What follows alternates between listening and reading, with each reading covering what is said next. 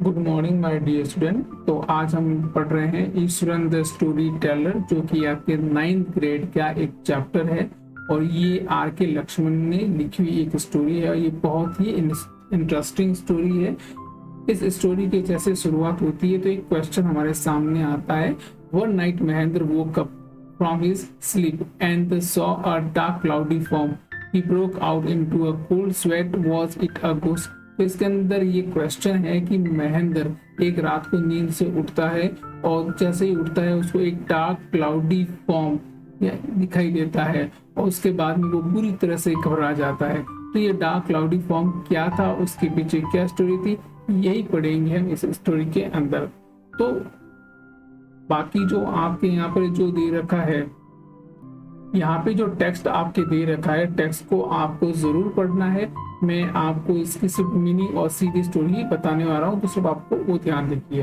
देखो, जैसे story start होती है तो गणेश नाम के एक पर्सन को जो है, एक यंग मैन जो है जिसका नाम महेंद्र है, वो स्टोरी सुना रहा होता है। महेंद्र कौन है? महेंद्र जो है एक जूनियर सुपरवाइजर है जो किसी फर्म यानी किसी कंपनी के लिए काम करता है। और यही कंपनी जो है महेंद्र को जो है अलग अलग कंस्ट्रक्शन साइट्स के ऊपर अलग अलग काम के लिए उसको भेजती रहती है। महेंद्र का काम है कि कंस्ट्रक्शन साइट पे जाना और वहां पे जितने भी काम वगैरह जो भी एक्टिविटीज जो हो रही है उनके ऊपर नजर बनाए रखना। और महेंद्र जो है लगातार जो है उसके ऑफिस से उसको ऑर्डर्स मिलते रहते हैं, तो ये अलग अलग कंस्ट्रक्शन साइट पे इसका ट्रांसफर होता रहता है। तो इस वाले पैराग्राफ में ये वाली चीज है। सेकेंड पैराग्राफ बताया गया कि वो बैचलर था, कंवारा था, शादी उसकी हुई नहीं थी और इसीलिए उसकी कोई ज्यादा जरूरतें भी नहीं थी। उसकी लाइफ बहुत ही सिंपल थी और वो हर कहीं पे हर किसी कंडीशंस के अंदर जो है एडजस्ट हो जाया करता था। उसको बुरे से बुरा सेक्रेटरी मिलता तो भी उसमें वो एडजस्ट हो जाया करता था, या फिर उसको रहने के लिए अगर कैनवास का बना हुआ टेंट दे दिया जाता तो उसमें भी वो एडजस्ट हो जाया करता था। लेकिन एक जो चीज उसके पास जो थी वो थी उसका कुक, जो कि बहुत ही लाजवाब था। और इस कुक का नाम था ईश्वरन। ये है सेकंड मोस्ट इम्पोर्टेंट कैरेक्टर इस स्टोरी का। ये जो कुक है, इस कुक के बारे में बताया जाता है कि महेंद्र की जब भी जहां भी कहीं पोस्टिंग होती थी तो बिना कोई क्वेश्चंस किए वो महेंद्र के साथ में चला जाता था। और साथ ही साथ महेंद्र को खाना पका के दिया करता था, साथ में उसके कपड़े भी धो लिया करता था। और जब भी जैसे ही शाम को महेंद्र अपने काम से फ्री होता था तो उसके साथ बातचीत वगैरह गप्पे भी लड़ा लिया करता था। ईश्वर के पास में बहुत सारी स्टोरीज थी और साथ साथ में अलग अलग सब्जेक्ट के ऊपर उसके वक्त एनेक्डोट्स वगैरह जो उसकी खुद से रिलेटेड जो स्टोरी है उसके पास में बहुत सारी थी, तो अच्छा खासा टाइम पास हो जाया करता। Iswaran also had an amazing capacity to produce vegetable. अच्छा, यहाँ पर इस पैराग्राफ के अंदर जो है ईश्वरन की जो वेजिटेबल्स और कुकिंग की जो आपकी कैपेसिटी है, उसकी जो एबिलिटी, उसके बारे में बताया जा रहा है कि वो इतना बहुत ही शानदार खाना बनाया करता था। साथ ही साथ के अंदर अगर कहीं पर महेंद्र की ऐसी जगह पोस्टिंग हो गई है जहां पर दूर दूर तक जो है कोई दुकान वगैरह नहीं है, ठीक है, कोई शॉप्स वगैरह नहीं है, तो ऐसी जगह पर भी पता ना जाने कहां से वो खाने पीने के सामान का इंतजाम कर लिया करता था। अच्छा, साथ ही साथ के अंदर जो है वो इतना ज्यादा ट्रेंड और इतना ज्यादा टैलेंटेड पर्सन था कि जैसे ट्रांसफर होकर कहीं भी नई जगह पर जाते थे तो कैसी भी कंडीशन में वो पहुंचे हो, किधर भी वो पहुंचे हो, तो विद इन 1 आवर जो है वो खाना भी तैयार कर दिया करता था। तो इतना फास्ट कुक और इतना बेहतरीन लाजवाब कुक वो था। नाउ नेक्स्ट पैराग्राफ के अंदर महेंद्र की दिन भर की एक्टिविटी और ईश्वरन की दिन भर की एक्टिविटी के अंदर बताया गया है कि महेंद्र जो है वो मॉर्निंग में जल्दी उठ जाया करता था और उसके बाद में वो अपने काम पर जाने से पहले ब्रेकफास्ट करके जाया करता था और साथ में ईश्वरन ने जो भी खाना तैयार किया वो भी अपने साथ में लेके जाया करता था। और जैसे ही महेंद्र जाता था तो उसके बाद में ईश्वरन जो है वो अपने घर जहाँ पर भी वो रह रहा था उस जगह की साफ सफाई करता था, महेंद्र के खुद के कपड़े भी धोता था और उसके बाद में वो आराम से जो है खूब सारे पानी से नहाता भी था। और इसी के साथ इतने काम करते करते उसका लंच टाइम हो जाया करता था ईश्वरन का। फिर खाना वगैरह खा कर वो जो है उसके पास कुछ बुक्स वगैरह थी, और ये बुक जो थी पॉपुलर तमिल थ्रिलर्स बुक्स थी। ठीक है, तमिल राइटर्स की इसके पास में बुक्स थी, और ये बुक्स भी कोई ज्यादा मोटी नहीं हुआ करती थी। और इन बुक्स के अंदर जो है वो इतनी ऐसी अच्छी अच्छी स्टोरीज वगैरह जो कि ईश्वरन के इमेजिनेशंस को जो है वो और भी ज्यादा रीच करती थी, और ईश्वरन जो है इनको बहुत इंटरेस्ट के साथ में पढ़ा करता था। और यहीं से जो है उसके पास में बहुत सारी स्टोरीज वगैरह आ जाया करती थी, ताकि वो आपके महेंद्र को स्टोरीज वगैरह सुना सके। नेक्स्ट पैराग्राफ के अंदर बताया गया है कि किस तरह से तमिल ऑथर्स की बुक्स पढ़ लेने के बाद में ईश्वरन जो भी बातें करता था तो उसके डिस्क्रिप्शन वगैरह के अंदर इन तमिल ऑथर्स का जो है इन्फ्लुएंस दिखाई देता था। और सबसे बड़ी चीज थी कि ईश्वरन जो था वो छोटी से छोटी चीज को, छोटे से छोटे इंसिडेंट्स को भी जो है ना बहुत ही सस्पेंस डालकर, सरप्राइज डालकर जो है उसको बताया करता था। एग्जाम्पल यहाँ पे जैसे बताया गया कि अगर सिंपल सा उसको ये बोलना होता था कि रास्ते में उसने जो है एक ट्री को गिरे पड़ा हुआ ट्री देखा उसने, तो उस बात को वो बिल्कुल अपने आंखों की अपने आईब्रोज को ऊपर करके, अपने हाथों के अलग अलग गेस्चर्स वगैरह वो करके, ठीक है ना, और चीज को बहुत बड़ा चढ़ा के बता दिया करता था लोगों को। भाई मैं जा रहा था और रास्ते में पूरा रास्ता सुनसान था, मैं अकेला था, अचानक से मुझे एक बहुत ही खतरनाक जो है दूसरी बीच जो कि रोड के ऊपर जो है फैल कर पड़ा हुआ था वो मुझे दिखाई दिया। मैं डर गया, लेकिन जैसे ही उसको पास जाके देखा तो मुझे पता चला कि ये तो कोई ट्री है जो गिरा हुआ है, और सूखा ट्री है जिसने पेड़ों की डाल या ब्रांचेस वगैरह जो उसको फैला रखा है। तो इस तरह की छोटी सी चीजों को भी वो बहुत ही ज्यादा बड़ा चढ़ा के कहा करता था। और महेंद्र भी इस चीज की कभी भी कोई कंप्लेन नहीं करता था, ना ही उसको क्रिटिसाइज करता, बल्कि वो तो उल्टे से और ज्यादा इंटरेस्ट के साथ में उसको सुना करता था। फिर नेक्स्ट पैराग्राफ के अंदर जो है ईश्वर बताता है कि वो एक ऐसी जगह से आया है जहाँ पर बहुत बड़े बड़े जंगल हुआ करते थे, और वहां से जो पूरे इंडिया के अंदर, पूरे कंट्री के अंदर जो है आपके जो है टेम्पर जो है सप्लाई हुआ करता था। और यहाँ पर इन जंगलों के अंदर जो ये बड़े बड़े जो लॉग्स वगैरह होते थे, पेड़ों के जो बड़े बड़े आपके लट्ठे होते थे, उनको जो एलिफेंट जो है वो लॉरीज यानी ट्रक्स के अंदर डाला करते थे। और फिर वो बताता है कि एलिफेंट जो होते हैं ये बहुत ही ह्यूज और बड़े वेल फेड बीस्ट होते हैं। और साथ ही साथ ये भी बताता है कि एलिफेंट अगर एक बार बिगड़ जाए तो एक्सपीरियंस महावत भी इनको कंट्रोल नहीं कर सकता। और इसी के साथ में वो एलिफेंट से रिलेटेड जो एक स्टोरी है जो उसके खुद के साथ तो जिसमें खुद भी है उस स्टोरी के अंदर, वो स्टोरी को कहना शुरू करता है। वो बताता है कि एक बार ऐसा हुआ कि एक टस्कर का मतलब यहाँ पे एलिफेंट के लिए लिया गया है कि वो एक टिम्बर यार्ड से जो है वो वहां से भाग गया, और भागकर जो है वो आसपास के जितनी भी झाड़ियां वगैरह थी, जितने भी के वाइल्ड क्रीपर्स वगैरह थे, ब्रांचेस, पेड़ों की जो ब्रांचेस वगैरह थी, उन सबको नुकसान पहुंचा रहा था। ठीक है ना, और बिल्कुल पागलों की तरह से इधर से उधर भाग रहा था। ठीक है, अब जब ईश्वर इस अपनी स्टोरी को बता रहा था तो स्टोरी को लेकर इतना एक्साइटेड हो गया कि वो खुद भी एलिफेंट के चलने की और एलिफेंट की तरह जो है नकल करने लगा, और महेंद्र को वो नकल करके दिखाने लगा। आगे अपनी कहानी के अंदर वो बताता कि एलिफेंट जो कि बिल्कुल पागल हो चुका था, ठीक है, वो जो है आपके टाउन के आउटस्कर्ट या बाहर के वाले एरिया के अंदर आ जाता है काफी कुछ तबाही मचाते हुए। और वहां पर जो है फेंसिंग वगैरह को जो भी यहाँ पे आपके टाउन को चारों घेराबंदी वगैरह जो कर रखी होती है, उनको बिल्कुल माचिस की तीलियों की तरह तोड़ते हुए बिल्कुल अंदर तक वो पहुंच आता है। और वहां पर पहुंचते हुए जो मेन रोड पर आता है गाँव की जो मेन रोड के ऊपर आता है, तो वहां पे जितनी भी फ्रूट्स की और पॉट्स की और फलों की जो दुकानें वगैरह लगी होती है, उनको वो पूरी तरह से नुकसान पहुंचा देता है। लोग भी घबराहट के मारे इधर उधर भागने लगते हैं। अब इटलासी एलिफेंट जो है एक दीवार को तोड़ के जो है स्कूटी ग्राउंड के अंदर चला जाता है जहाँ पर बच्चे खेल रहे होते हैं। और वहां पर पहुंचने के बाद के अंदर सारे बच्चे जो है एलिफेंट को देख के घबरा जाते हैं, और वो सभी अपने अपने क्लासरूम के अंदर जाके अंदर से दरवाजा बंद कर देते हैं। अब जो ये वाइल्ड एलिफेंट है, ये जो है वो पूरे ग्राउंड के अंदर जो है फुटबॉल पोस्ट को तोड़ देता है, वॉलीबॉल की नेट को तो फाड़ देता है। ठीक है ना, साथ में पानी पीने के लिए जो ड्रम्स वगैरह रखे होते हैं उनको ठोकर मार के गिरा के उनको पूरा फ्लैट कर देता है।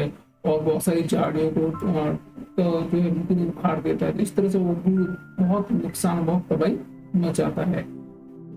ये सारे सीन जो है टीचर्स और आस पड़ोस में जितने लोग जो होते हैं वो अपनी छत से जो है देख रहे होते हैं। अब कोई भी जो है एलिफेंट को जो है बिल्कुल रोकने की किसी की भी हिम्मत नहीं होती है।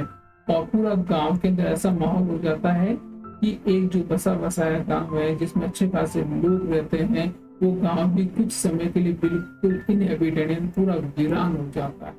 कोई भी रोड पे दिखाई नहीं देता है। अब यहाँ पर ईश्वरन बताता है कि वो भी उसी समय उसी स्कूल के अंदर, जूनियर क्लास के अंदर पढ़ता था। काफी देर तक उसने तो एलिफेंट का ये ड्रामा वगैरह देखा, तो उसको देखने के बाद उसे रहा नहीं गया और उसने एक टीचर से जो है, जिसके पास में छड़ी थी, वो छड़ी उसके हाथ से लेकर जो है वो सीढ़ियों से होता हुआ बिल्कुल आपके ओपन ग्राउंड के अंदर आ जाता है। अब एलिफेंट भी जो होता है वो भी उस बच्चे को डराने के लिए जो है अपने सूंड के अंदर जो है बड़ी सी डाली पकड़कर और उस बच्चे की तरफ बढ़ता है और वो जोर जोर से पांव पटकते हुए, मिट्टी उड़ाते हुए जो है वो ईश्वरन की तरफ बढ़ रहा होता है। अब सीन बहुत खतरनाक हो जाता है। सभी लोग जो है वो उनको देख रहे होते हैं कि एलिफेंट को, ईश्वरन को। अब एलिफेंट की भी बहुत गुस्से में है, उसकी आंखें पर लाल हो चुकी है और वो कंटिन्यू जो है वो उसकी तरफ जो है आगे बढ़ता ही बढ़ता जा रहा है। अब एट लास्टली क्या होता है कि ईश्वर बोलता है कि वो भी डरता नहीं है और वो भी पूरी ताकत के साथ इकट्ठी करके जो है वो भी एलिफेंट की तरफ बढ़ता है और क्या करता है, wait, it's third toenail on the quick. यानी कि ईश्वर बता रहा है कि वो एलिफेंट का जो टॉय नेल होता है, जो पांव का जो नाखून होता है, उसके ऊपर जो है वो उस छड़ी से वार करता है। The beast would stun for the moment and then shivered from the head to foot and collapse। अब एलिफेंट जो होता है वो स्टन रह जाता है कुछ देर के लिए, उसके बाद में वो पूरे हेड से लेके फुट तक एक बार कांप जाता है और धाम गिर जाता है। अब ईश्वरन जो है, जो महेंद्र को स्टोरी सुना रहा होता है, वो सुनाते सुनाते स्टोरी जो है वो बीच में रुक जाता है और उसको दूसरा कुछ काम याद आता है तो वो उस काम को करने के लिए चला जाता है। महेंद्र जो कि उसकी स्टोरी को सुन रहा होता है और उसको बहुत मजा आ रहा होता है, अब वो बीच के अंदर ही लटक जाता है। स्टोरी कंप्लीट हुई नहीं तो वो बीच में लटक गया। अब जैसे ही ईश्वरन वापस आता है तो ईश्वरन जो है वो शायद जानबूझ के वो वापस स्टोरी को कंटिन्यू नहीं करता है। अब इधर महेंद्र जो है इसको वापस रिमाइंड करवाता है ईश्वरन को कि उसका कंक्लूजन जो था वो भी पेंडिंग है, अभी तक स्टोरी कंप्लीट हुई नहीं है। फिर ईश्वरन जो है बिल्कुल नॉर्मली जो है वो कहता है कि हाँ कुछ नहीं है, दूसरे दिन कुछ नहीं है। एक वेटरनरी डॉक्टर को उसके बाद में बुलाया गया था और उसने जो है उस एनिमल को जो है वापस रिवाइव किया और कुछ 2 दिन बाद के अंदर जो है उसको माओ के साथ में जंगल में भेज दिया गया। तो इस तरह की इसने ये स्टोरी को एंड किया था। अब महेंद्र भी जब पूछता है ईश्वरन को कि उसने एलिफेंट को इस तरह से कैसे कोलैप्स किया, इस तरह से कैसे उसको बेहोश कर दिया, ठीक है। तो ईश्वरन जो है उसको कहता है कि उसने एक बुक पढ़ी थी और उस बुक के अंदर उसने जापानीज आर्ट के बारे में पढ़ा था। तो ये जापानीज आर्ट क्या था, कराटे और जो जित्सु करके ये आपके कुछ आर्ट था और इसके बारे में उसने पढ़ रखा था और इसकी हेल्प से जो है वो किसी के भी नर्वस सिस्टम को जो है पैरालिसिस कर सकता है। यानी कि ईश्वरन ये कहना चाहता है कि वो कराटे और जित्सु की मदद से जो है उसने एलिफेंट को पैरालाइज कर दिया था। अब नेक्स्ट पैराग्राफ में बताया गया कि इसी तरह की बहुत सारी स्टोरीज जो है ईश्वरन के पास में भरी पड़ी थी और इन स्टोरीज के अंदर एडवेंचर, हॉरर और सस्पेंस सब कुछ होता था। अब इन स्टोरीज का कोई मतलब हो या ना हो, लेकिन महेंद्र को इन स्टोरीज को सुन के बहुत ज्यादा मजा आया करता था, क्योंकि महेंद्र के पास में कोई टीवी सेट वगैरह तो था नहीं, तो ईश्वरन की इन स्टोरीज की हेल्प से ही वो जो है इस टीवी की एब्सेंस को कंप्लीट कर लिया करता। एक बार सुबह सुबह की बात है कि ईश्वरन जो है महेंद्र को जो है पूछ चुका है कि आज बहुत ऑस्पिशियस डे है, आज बहुत ही शुभ दिन है, तो आज रात के डिनर, आज शाम के डिनर के अंदर वो बहुत ही शान अच्छा स्पेशल जो है आपके डिश वगैरह और डिनर जो है वो बनाना चाहता है, और वो बनाएगा इस चीज के लिए, क्योंकि वो जो ऑस्पिशियस डे था वो बता रहा है कि ये आई थिंक श्राद्ध वाले दिन थे। तो ये कह रहा है कि ये जो श्राद्ध वाले दिन है, इस दिन जो है हमारे जो स्पिरिट्स है, हमारे जो एंसेस्टर जो हैं, वो उनको ये फूड जो है ऑफर वगैरह किया जाता है। तो ये कुछ ट्रेडिशन है, उस ट्रेडिशन के बारे में वो ईश्वरन जो है अपने महेंद्र को बताता है। उस रात को शाम होती है, जब मैं ईश्वरन जब डिनर वगैरह बनाता है तो बहुत ही डिलीशियस डिनर होता है, और ईश्वरन को जो है कॉम्प्लीमेंट भी दिया जाता है महेंद्र के थ्रू, उसके कलनरी स्किल के लिए, उसके जो पाक कला है, उसके जो खाने पकाने की जो कला है, उसके लिए महेंद्र उसकी बहुत तारीफ भी करता है। सब कुछ बढ़िया चल रहा होता है, अचानक से कुछ ऐसी चीज आती है, कुछ ऐसी सुपरनेचुरल बात वगैरह होती है जिससे कि सारा मजा किरकिरा हो जाता है। और वो ये बात होती है कि सडनली ईश्वरन जो है वो महेंद्र को ये बताता है कि वो प्रेजेंट में जिस फैक्ट्री के ऊपर वर्क करने के लिए आया है, या जिस फैक्ट्री के ऊपर ये जो रह रहे हैं और वर्क कर रहे हैं, वहां पर पहले कभी कब्रिस्तान हुआ करता था। और महेंद्र ने जब ये बात सुनी तो वो पूरी तरह से जो है वो कांप गए, एक तो उसको झटका लगा कि ये क्या बात कर रहा है। और जैसे उसने खाया हुआ, एक तो इतना अच्छा शानदार खाना खाया होता है, काफी सेटिस्फाइंग उसने खाया होता है, लेकिन जैसे इस बात का जो झटका लगता है तो बड़ा अजीब से उसको फील होता है। आगे ईश्वर अपनी बात को कंटिन्यू रखते हुए कहता है कि जब वो पहले दिन आया था तो पहले दिन ही उसको ये पता चल गया था कि यहाँ पे कब्रिस्तान है, क्योंकि पहले दिन में उसने यहाँ पे एक ह्यूमन स्कल को जो कि रास्ते में पड़ा था वो देखा था। उसके बाद में भी वो कई बार जो है यहाँ पे स्कल्स हैं, बोन्स है इंसानों के, वो उसने यहाँ पर लगातार देखता रहता। तो इस पिक्चर के थ्रू हम देख सकते हैं कि ये स्कल पड़े हैं, कुछ बोन्स वगैरह पड़े हैं, और ये ईश्वर जा रहा है जिसके बारे में वो बात कर रहा था। इसमें आगे अपनी बात कंटिन्यू करते हुए कहता है इस पैराग्राफ के अंदर कि वो जो है आए दिन जो है इस जगह पर गोस्ट वगैरह भी देखता रहता है। हालांकि वो खुद एक बहादुर है, बहुत ही ब्रेव फेलो है, तो वो इन भूतों से इसे डरता नहीं है। लेकिन वो बताता है कि चांदनी रात के अंदर एक बहुत ही हॉरिबल गोस्ट, जो कि एक वोमिन का गोस्ट होता है, जो कि पूरी वो जिसका फेस जो होता है बहुत ही भद्दा सा फेस होता है, बिखरे हुए उलझे हुए बाल होते हैं, भयानक सा चेहरा होता है। उसके हाथ में जो है एक फीटस यानी कि एक जो अभी भी बच्चा जिसने जन्म लिया उसका जो स्केलेटन जो अपने हाथ में लेकर घूमती है। तो इस तरह का वो डिस्क्रिप्शन देता है कि इस तरह का गोस्ट वो जब देखता है तो थोड़ा सा वो चिंतित हो जाता है। अब महेंद्र ने जब ये डिस्क्रिप्शन वगैरह जो सुना तो सुनते सुनते उसने बीच में ही जो है ईश्वर को रोक दिया, उसको रोका और कहा कि तुम पागल हो चुके हो ईश्वर, ऐसी किसी भी तरह का कोई भूत या कोई आत्मा वगैरह नहीं होती है, ये सिर्फ हमारी इमेजिनेशन होती है। तुम जाके अपना डाइजेस्टिव सिस्टम या अपना जाके दिमाग चेक कराओ, कुछ न कुछ तुमने गलत खा लिया, गड़बड़ खा लिया है, या तुम्हारा इसलिए तुम्हारा दिमाग काम नहीं कर रहा, तुम बिल्कुल बकवास बात कर रहे हो। ये कहते हुए गुस्सा होते हुए जो है वो अपने रूम में सोने के लिए चला जाता है, और ये एक्सपेक्ट करता है कि उसने आज ईश्वर को बहुत नीचे से डाल दिया, तो हो सकता है कुछ दिनों तक जो है ईश्वर उससे नाराज चले। लेकिन अगली मॉर्निंग के अंदर वो क्या देखता है कि ईश्वर का उसके ऊपर कोई फर्क नहीं पड़ा है, वो अभी भी उतना ही चेयरफुल और टॉकेटिव है जैसा कि हमेशा होता है। From that day the Mahendra for his brave talk। Next paragraph के अंदर बताया जाता है कि महेंद्र जो है जिसने बहुत बहादुरी की बातें वगैरह की और अपने बेड पे सोने के लिए चला गया है, लेकिन आज रात जो है उसको नींद आराम से नहीं है, आज उसको कुछ डिस्कम्फर्ट हो रहा है, ठीक है। और उसके बाद में जब भी वो सोने जाता था तो वो अपनी विंडो से जो है बाहर झांककर दूर दूर तक देखा करता था कि कहीं पर उसको कोई इस तरह के कोई फॉर्म वगैरह तो कहीं दिखाई नहीं दे रहा है, लेकिन दूर दूर तक उसको सिर्फ जो है अंधेरा दिखाई देता था, और अंधेरे के बाद जो है उसको तारे जो है वो टिमटिमाते दिखाई देते थे।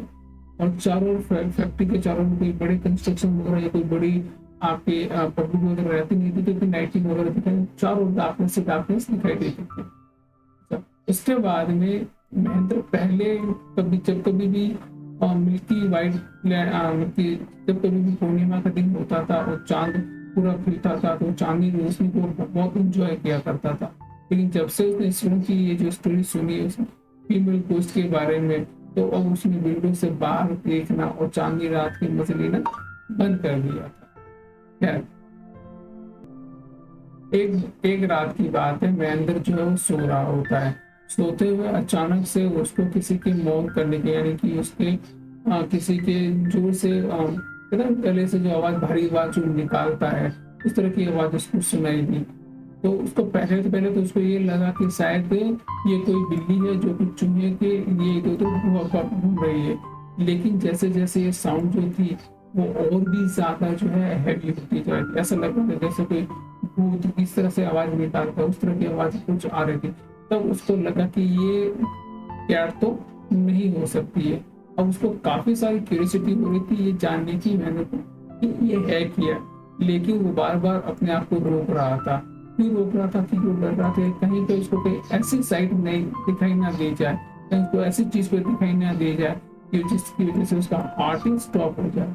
लेकिन जब ये साउंड कंटिन्यू लाउडर होती गई, बढ़ती गई, तो फिर वो अपने आप को रोक नहीं पाया और वो जो है अपने जो विंडो सील है उसके पास में जो है बिल्कुल चुपते हुए धीमे से वो वहां पर गया और उसने बाहर जैसे झाँक कर देखा, तो उसने देखा कि उस पूर्णिमा की रात को, चांदनी रात के अंदर थोड़ी सी दूर पर एक डार्क क्लाउडी फॉर्म जो है, जिसने कि अपने सर पे एक बंडल वगैरह उठा रखा था, वो उसको दिखाई दिया। और ये देखते ही महेंद्र पूरी तरह से घबरा जाता है और वापस वो आके अपने तकिए को पकड़ के जो है वो सो जाता है और इतना बुरी तरह से हाफता है, ठीक है, कि बस पूछो मत। जैसे तैसे वो उस सीन से जो है उबरने की कोशिश करता है, फिर अपने आप को वो समझाता भी है कि कभी कभी ऐसा होता भी है कि हमारा माइंड जो होता है और सबकॉन्शियस माइंड जो होता है वो सारी चीजें हमको दिखा देता है जिसकी हम सिर्फ कल्पना कर रहे होते। तो मैं भी कई दिनों से इस चीज की सिर्फ कल्पना कर रहा था, तो आज भी सबकॉन्शियस माइंड ने जो है मेरे साथ में ट्रिक खेल की है। तो इस तरह से वो अपने आप को समझाने की कोशिश करता है। दूसरी रात निकलने के बाद जब सुबह होती है, तो सुबह होने के बाद में महेंद्र जो है अपने ऑफिस के लिए तैयार होता है, वो नहाता धोता है, ब्रेकफास्ट वगैरह लेता है और अपनी प्रीवियस नाइट की जो भी एक्सपीरियंस जो होता है, ठीक है ना, वो थोड़े थोड़े वो उसको भूल भी चुका होता है। लेकिन तभी ईश्वरन वहां पर आता है और आकर जो है उसको लंच पैकेट और उसका बैग देते हुए महेंद्र को वो कहता है कि सर, आप जो है मेरे पे बड़े गुस्सा करते थे जब मैं आपको कहता था कि क्यूबिक उसके बारे में बताता था, तो आप उस पर बड़ा गुस्सा करते थे और आप कहते थे ऐसी कोई चीज नहीं होती है, लेकिन आपने खुद ने कल रात को ये चीज देख ली है। ये चीज क्यों अब मैं इसमें क्या होता है, ये चीज उसे क्यों पता चली, क्योंकि वहाँ पे जो हड़बड़ाहट हुई थी, वहाँ पे जो मॉर्निंग साउंड वगैरह हुई थी, तो उस मॉर्निंग साउंड को देखने के लिए जो है ईश्वरन भी वहां पर आया था और उसने भी उस सीन को देखा था। तो इससे पहले कि मैं ईश्वरन अपनी बात को कंप्लीट करता, महेंद्र बुरी तरह से जो है वो काम चुका था, पूरा उसका शरीर बॉडी जो थी ठंडी पड़ चुकी थी। महेंद्र वहां से भागता है, अपने ऑफिस में जाता है और वहां पे जो है एक तरह से रेजिग्नेशन के प्रॉपर बोल सकते हैं या अपने ट्रांसफर की लिए रिक्वेस्ट की जो एप्लीकेशन है वो वहां पे लगाता है और दूसरे दिन ही वो उस जगह को छोड़ देता है। इस तरह से ये स्टोरी आपकी कंप्लीट होती है। आई होप ये स्टोरी आपको काफी इंटरेस्टिंग और अच्छी लगी होगी। Please don't forget to like, share and subscribe.